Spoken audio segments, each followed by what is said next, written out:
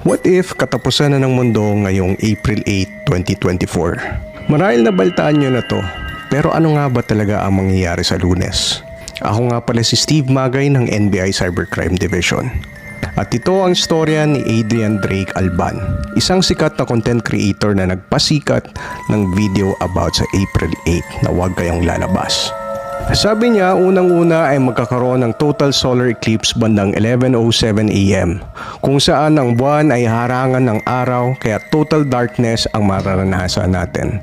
1979 pa ang last time na nangyari ito at ang susunod na solar eclipse ay 20 years pa in the future.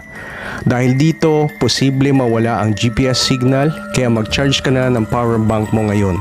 Dagdag niya pa, ang mga hayop or alaga natin ay tila masisiraan ng bait dahil naramdaman nila pag may sakunang parating.